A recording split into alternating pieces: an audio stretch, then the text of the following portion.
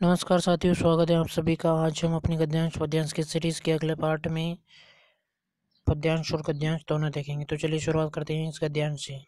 गद्यांश ये है, जब तुम बड़ी हो जाओगी तो तुम दुनिया और उसके आदमियों का हाल मोटी मोटी किताबों में पढ़ोगी। उसमें तुम्हें जितना आनंद मिलेगा उतना किसी कहानी या उपन्यास में भी न मिला होगा। यह तो तुम जानती हो कि यह धरती लाखों करोड़ों वर्ष पुरानी है और बहुत दिनों तक इसमें कोई आदमी न था। आदमियों से पहले सिर्फ जानवर थे और जानवरों से पहले एक ऐसा समय था जब इस धरती पर कोई जानदार चीज न थी। आज जब यह दुनिया हर तरह के जानवरों और आदमियों से भरी पड़ी हुई है, उस जमाने का ख्याल करना भी मुश्किल है जब यहाँ कुछ न था।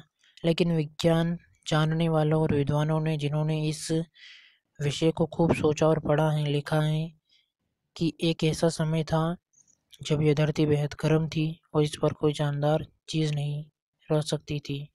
और अगर हम उनकी किताबें पढ़े और पहाड़ों और जानवरों की पुरानी हड्डियों को गौर से देखें तो हमें खुद मालूम होगा कि ऐसा समय ज़रूर रहा होगा। चलिए, हमारा पहला प्रश्न है,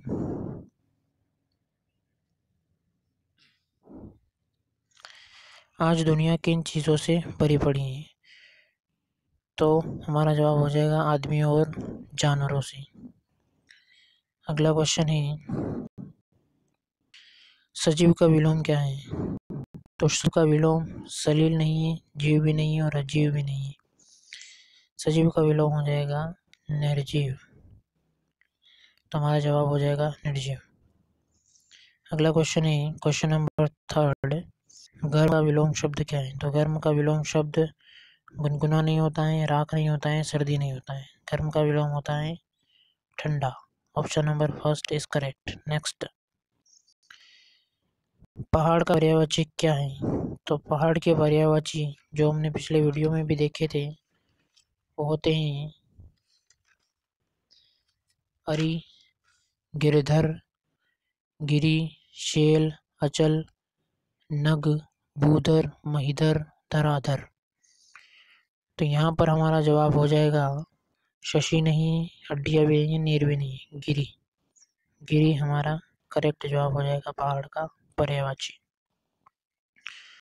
अगला क्वेश्चन है, क्वेश्चन नंबर नेक्स्ट, धरती पर आदमियों से पहले कौन था? धरती पर आदमियों से पहले जानवर थे और जानवरों से पहले धरती गर्म थी। तो हमारा जवाब हो जाएगा आदमियों से पहले कौन था? तो आदमियों से पहले जानवर थे। Option number first is correct. धरती कितने वर्ष पुरानी है? तो धरती लाखों करोड़ों वर्ष पुरानी है। ठीक है, पद्यांश में यदि हम देखें तो हमें पता चल जाएगा कि धरती लाखों करोड़ों वर्ष पुरानी है। ठीक है, हमारा अगला क्वेश्चन है, क्वेश्चन नंबर 7, धरती पहले कैसी थी? तो धरती पहले अभी मानव है, मानव से पहले सिर्फ यहाँ पर जानवर थे और जानवरों से पहले भी धरती गर्म थी। तो जानवरों से पहले धरती कैसी थी? गर्म थी, ठंडी भी नहीं थी, शुष्क भी नहीं थी, गर्म थी। तो हमारा जवाब हो जाएगा गर्म।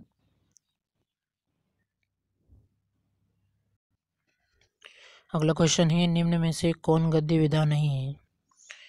तो गद्य विधा में हमारी कहानियाँ आती हैं, उपन्यास आता है और निबंध भी आता है, जबकि कविता हमारी पद्य विधा में आती है।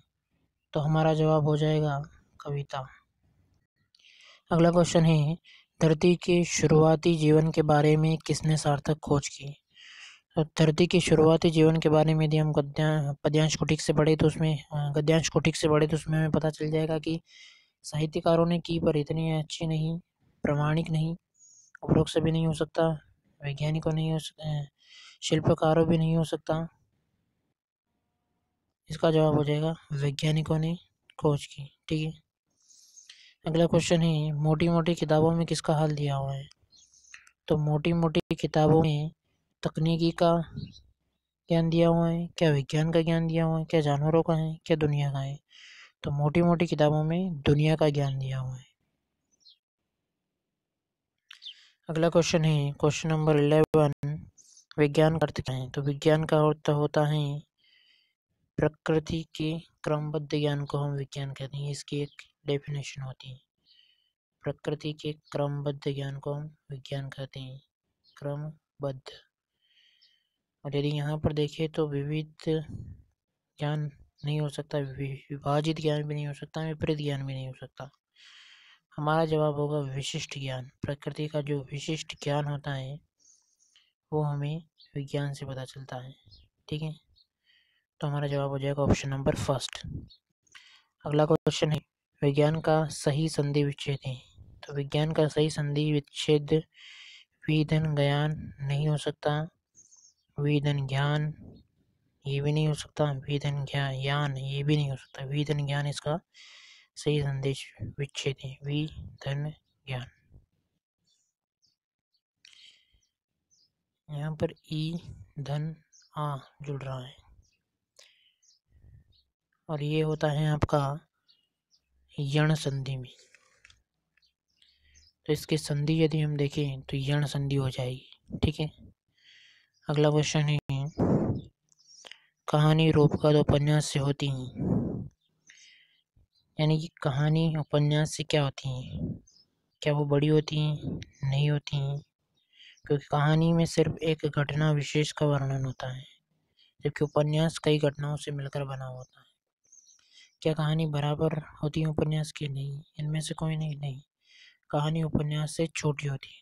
उपन्यास बहुत बड़ा होता है, बहुत बड़ा शास्त्र लिखा हुआ होता है, कई सारी घटनाएं होती है उसमें, जबकि कहानी एक छोटी सी होती है जिसमें सिर्फ एक घटना होती है। ठीक है, हमारा अगला क्वेश्चन है क्वेश्चन नंबर 14, जानवरों का एक वचन क्या होगा? तो जानवरों का एक वचन जानदार नहीं हो सकता, जानवरा भी नहीं हो सकता, जानवरे भी नहीं हो सकता। इसका सही जवाब होगा जानवर। अगला क्वेश्चन है क्वेश्चन नंबर 15, किताब का बहुवचन होगा? तो किताब का बहुवचन होगा किताबें। एक किताब लेकर आओ, बहुत सारी किताबें लेकर आओ। ठीक है, तो हमारा जवाब हो जाएगा ऑप्शन नंबर 3। आगे बढ़ते हैं, आगे हमारा पद्यांश। पद्यांश है वह चिड़िया जो चोंच मार कर दूध भरे जुनी के दाने रुचि से रस से खा लेती हैं। वह छोटी संतोषी चिड़िया नीले पंखों वाली मैं हूँ, मुझे अन्न से बहुत प्यार है। वह चिड़िया जो कंठ खोल कर बूढ़े मन बाबा के खातिर रस उड़ेल कर गा लेती हैं। वह छोटी मुँह बोली चिड़िया नीले पंखों वाली चिड़िया मैं हूँ, मुझे विजन से बहुत प्यार है। वह चिड़िया जो चोंच मार कर चढ़ी नदी का दिल टटोल कर जल का मोती ले जाती हैं। वह छोटी गर्वीली चिड़िया नीले पंखों वाली चिड़िया मैं हूँ, मुझे नदी से बहुत प्यार है। तो इसका पहला प्रश्न यदि हम देखें तो पहला प्रश्न है छोटी मुंह बड़ी बात के मुहावरे का क्या अर्थ है? तो छोटी मुंह बड़ी बात के मुहावरे अर्थ भाग्य बदलना नहीं हो सकता, अनुभवी होना भी नहीं हो सकता, परवाह करना भी नहीं हो सकता, अपनी हैसियत से बढ़कर बात करना, ये इसका मीन होगा। अगला क्वेश्चन है हमारा क्वेश्चन नंबर 17, क्वेश्चन है चढ़ी नदी का दिल डोलकर पंक्ति का क्या अर्थ है? तो इसका अर्थ क्या नदी का दिल बहलाने के लिए है? क्या नदी के पानी से चूका है? क्या नदी का मुआयना करके है? तो नदी का दिल बहलाकर निकली है, यानी कि नदी का मुआयना करके निकली है। तो इसका जवाब हो जाएगा ऑप्शन नंबर 4। अगला क्वेश्चन है चिड़िया चोंच मारकर क्या खाती है? चिड़िया चोंच मारकर क्या खाती हैं? क्या साबुदाने खाती हैं? क्या रामदाने खाती हैं? क्या चिड़िया चोंच मारकर चूड़ी के दाने खाती हैं? तो चिड़िया चोंच मारकर चूड़ी के दाने खाती हैं। ठीक है,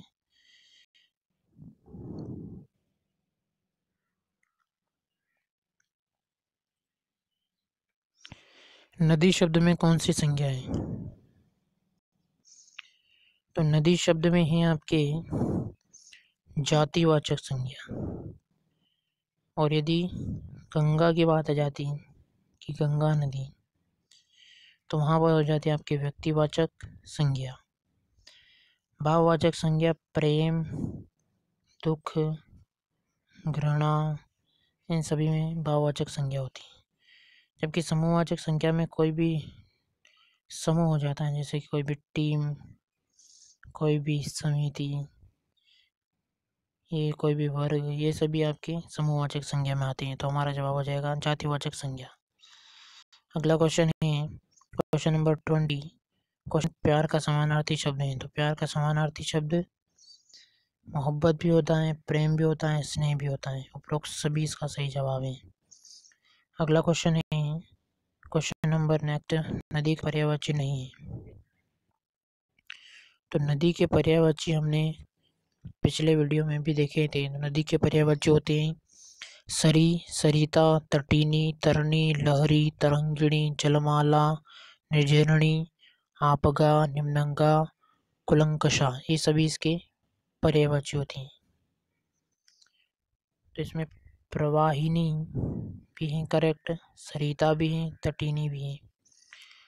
प्रज्वलन ये इसकी पर्यायवाची शब्दों में इसके नहीं आते हैं। ठीक है, तो हमारा जवाब हो जाएगा ऑप्शन नंबर फर्स्ट। अगला क्वेश्चन है क्वेश्चन नंबर 22। गर्भीली से तात्पर्य है। तो गर्भीली से तात्पर्य है गर्भ से युक्त, गर्भ से युक्त। अगला क्वेश्चन है क्वेश्चन नंबर 23।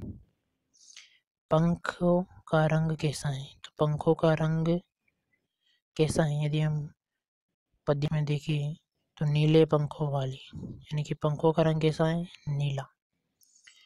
अगला क्वेश्चन है क्वेश्चन नेक्स्ट, बूढ़े का विलोम क्या है। तो बूढ़े का विलोम